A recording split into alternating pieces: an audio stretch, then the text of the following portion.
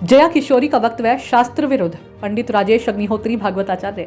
अभी कुछ दिनों पहले जया किशोरी ने मासिक धर्म के विषय में जो अपना वक्तव्य दिया है वह बिल्कुल तथ्यहीन है, निराधार और हमारे शास्त्रों के विरुद्ध है। पहले तो हमें इस बात को समझाना होगा कि हमारी जो संतान परंपराएं हैं वो निराधार नहीं है।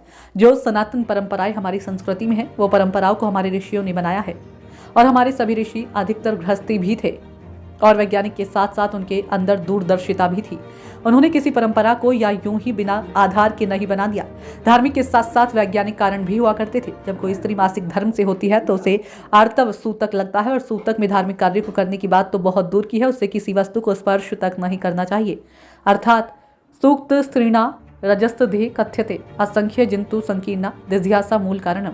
मासिक धर्म में जब स्त्री होती है तब उसे राजस्वला कहा जाता है। उस दूषित रक्त में असंख्य सूक्ष्म कीटाणु होते हैं। वो कीटाणु इतने सूक्ष्म होते हैं जिनको देख पाना संभव नहीं है। उनका ये तर्क देना कि बच्चा अगर जब गर्भ में होता है तो मां के रक्त से ही संचित होता है तो वह बच्चा भी अशुद्ध है, सब अशुद्ध है, यह भी गलत है। पहली बात तो यह है कि वह रक्त दूषित नहीं होता, दूषित रक्त को निकल जाता है और जब गर्भ में बच्चा होता है तब वह मां के द्वारा खाए हुए भोजन से ही उसकी पुष्टि होती है।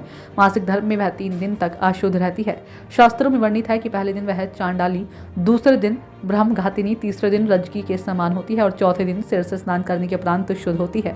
प्रथमे हानि चांडाली, द्वितीय ब्रह्मघातानी, तृतीय रजकी प्रोक्ता, चतुर्थे हानि शुद्धियति। चौथे दिन भी वह केवल अपने पति परिवार के लिए भोजन बना सकती है। पूजा पाठ के कार्य को चौथे दिन भी नहीं कर सकती।